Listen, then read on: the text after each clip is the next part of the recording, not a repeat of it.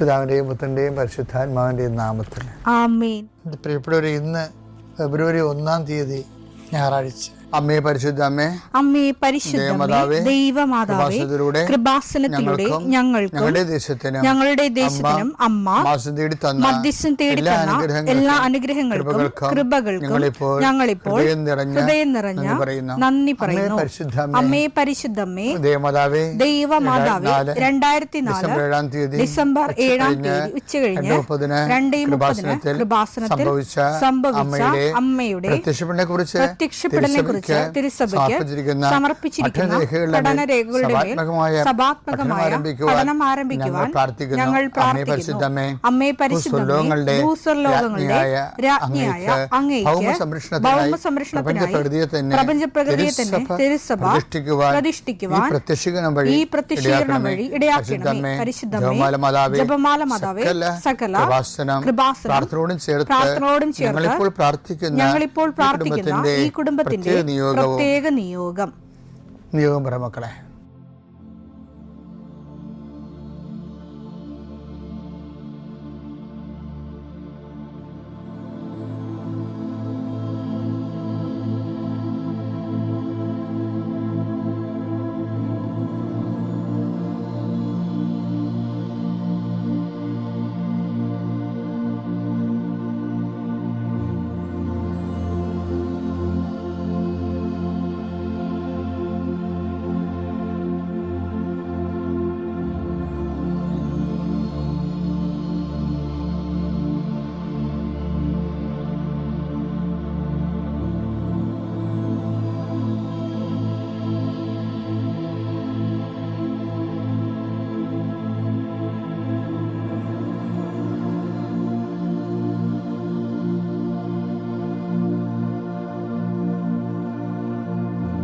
അമ്മയുടെ പ്രത്യക്ഷീകരണത്തിന്റെ ഈ അനുഗ്രഹവേളയിൽ ഞങ്ങൾക്ക് സാധിച്ചു തരുവാൻ കനിയണമേ. ആമേൻ. വിശ്വാസ പ്രമാണം.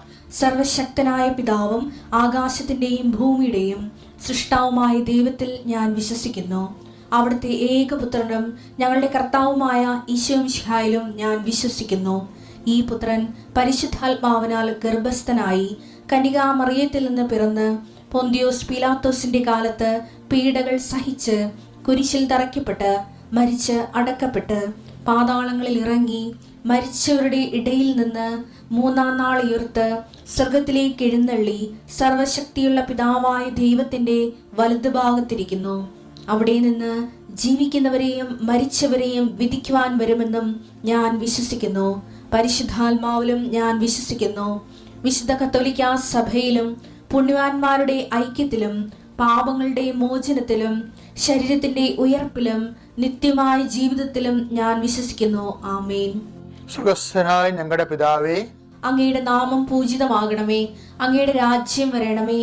അങ്ങയുടെ തിരുമനസ് സ്വർഗത്തിലെ പോലെ ഭൂമിയിലും ആകണമേ. അന്നു വേണ്ടുന്ന ആഹാരം ഇന്ന് ഞങ്ങൾക്ക് തരണമേ. ഞങ്ങളോട് തെറ്റ് ചെയ്യുന്നവരോട് ഞങ്ങൾ ക്ഷമിക്കുന്നത് പോലെ ഞങ്ങളുടെ തെറ്റുകൾ ഞങ്ങളോടും ക്ഷമിക്കണമേ. ഞങ്ങളെ പ്രലോഭനത്തിൽ ഉൾപ്പെടുത്തരുതേ, തിന്മയിൽ ഞങ്ങൾ രക്ഷിക്കണമേ. ആമേൻ. നന്മ നിറഞ്ഞ മറിയമേ, സ്വസ്തി. കർത്താവ് അങ്ങയുടെ കൂടെ സ്ത്രീകളിൽ അങ്ങ് അനുഗ്രഹിക്കപ്പെട്ടവളാകുന്നു. അങ്ങയുടെ ഉദരത്തിൻ ഫലമായി ഈശോ അനുഗ്രഹിക്കപ്പെട്ടവനാകുന്നു. പരിശുദ്ധ മറിയമേ, തമ്പുരാന്റെ അമ്മേ, പാപികളായ ഞങ്ങൾക്ക് വേണ്ടി ഇപ്പോഴും ഞങ്ങളുടെ മരണസമയത്തും തമ്പുരാനോട് അപേക്ഷിക്കണമേ. ആമേൻ. കർത്താവേ, നിന്റെ ഉന്നതമായ നാമത്തിന് സ്തോത്രം ചെയ്യാം. കർത്താവേ, നിന്റെ വിശുദ്ധ പൗരോഹിത്യത്തെ മഹത്വപ്പെടുത്തണമേ. കർത്താവേ, സഭയിലുള്ള സാന്നിധ്യം പ്രകടമാക്കണമേ.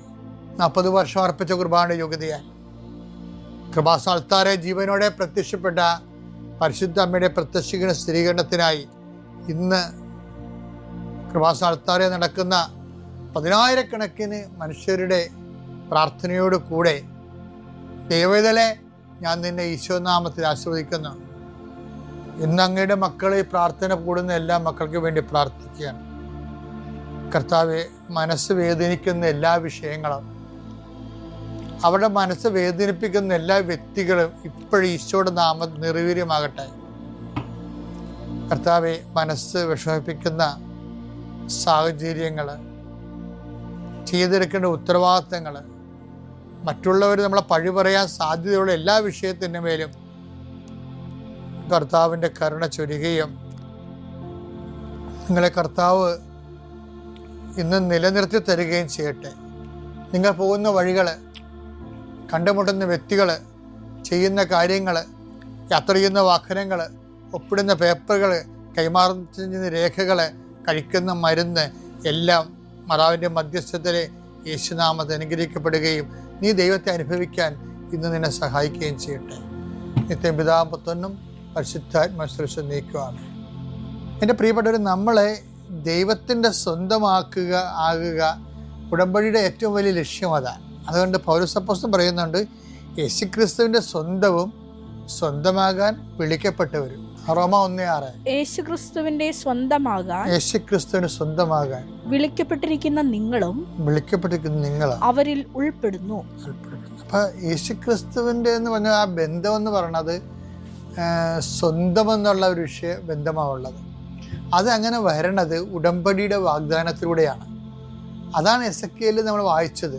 വാഗ്ദാനത്തിലൂടെ ഉടമ്പടി വഴി ഞാൻ നിന്നെ വിവാഹം കഴിച്ച് സ്വന്തമാക്കിയെന്നാണ്. അപ്പം നമ്മളെ സംബന്ധിച്ചിടത്തോളം A to Z കാര്യങ്ങൾ ദൈവത്തിൻ്റെ കൃപയിലും. പിന്നെ നമ്മളെപ്പോഴും ഉടമ്പടി ശ്രദ്ധിക്കേണ്ട ഒരു കാര്യമുണ്ട്. ഈ ഉടമ്പടി എടുക്കുമ്പോൾ നമ്മൾ ഓരോ ഉടമ്പടി ദൈവമായിട്ട് എടുക്കും. അത്തരം പല ഉടമ്പടി പല അലപലാദികളായിട്ട് എടുക്കും. അതായത് ദൈവമായിട്ടൊരു ഉടമ്പടി, പിന്നെ അജ്ഞാതമായ കുറേ ഉടമ്പടി കുറേ ആൾക്കാരോട് എടുക്കും. കാര്യം നിങ്ങൾക്കറിയാലോ, ഓരോ ഉടമ്പടിയും നിലനിൽക്കത്തുള്ളൂ. ദൈവത്തിന് നിരക്കാത്ത കുറേ ഉടമ്പടികൾ ഉണ്ടാകും.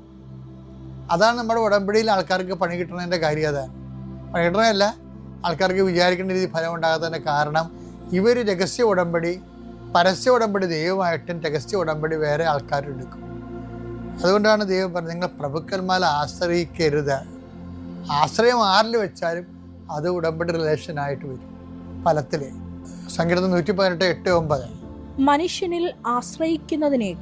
മനുഷ്യനിൽ ആശ്രയിക്കുന്നതിനേക്കാൾ കർത്താവിൽ അഭയം തേടുന്നത് നല്ലത്.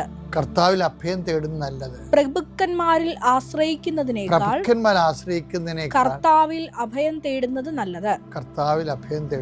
അതായത് നമ്മൾ ഉടമ്പടി എടുക്കുമ്പോൾ ദൈവമായിട്ടാണ് നമുക്ക് ഉടമ്പടി, പരസ്യ ഉടമ്പടി വരുന്നത്. പക്ഷെ പല ആൾക്കാരും നിലപാടിൽ വേറെ പലയായിട്ട് രഹസ്യ ഉടമ്പടി വരും. അതുകൊണ്ടാണ് ഈ ഉടമ്പടി ചില ആൾക്കാർ ഫലിക്കാതെ വരണത്. അതായത് പ്രഭുക്കന്മാർ ദൈവത്തിൻ്റെ സ്ഥാനത്ത് വേറെ ആരെ ഈ പ്രഭുക്കന്മാരെ കൊണ്ടുവന്നാലും പൊന്നു കൊണ്ടുവന്നാലും വേറെ എന്ത് കൊണ്ടുവന്നാലും ഈ ഉടമ്പടി ഡാമേജാണ്. എപ്പോഴും നമ്മൾ ശ്രദ്ധിക്കണം. ഉടമ്പടി ദൈവമായിട്ടുള്ള ഒരു സെക്ലൂഡഡ് ആയിട്ടുള്ള വളരെ ഉടമ്പടിക്ക് നിരക്കാത്ത ബന്ധങ്ങളെ അവോയ്ഡ് ചെയ്യുന്ന, ദൈവാനുഭവം കിട്ടിയവന് പിന്നെ വേറെ ഒന്നും ചോദിക്കത്തില്ല. ദൈവത്തെ എടുക്കുക, ദൈവത്തെ മാത്രമേ ചോദിക്കത്തുള്ളൂ. അങ്ങനെ ഒരു ദിവസത്തിന് വേണ്ടി നിങ്ങൾ നോക്കി പാർക്കണം.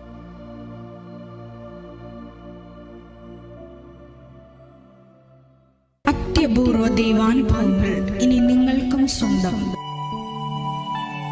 ഈ യൂട്യൂബ് ചാനൽ ഇതുവരെ സബ്സ്ക്രൈബ് ചെയ്തിട്ടില്ലെങ്കിൽ ഇപ്പോൾ തന്നെ സബ്സ്ക്രൈബ് ചെയ്യുക. ഈ വീഡിയോ ഇപ്പോൾ തന്നെ നിങ്ങളുടെ സുഹൃത്തുക്കൾക്ക് ഷെയർ ചെയ്തുകൊണ്ട് കർത്താവിന്റെ പ്രേക്ഷിതരാകുക.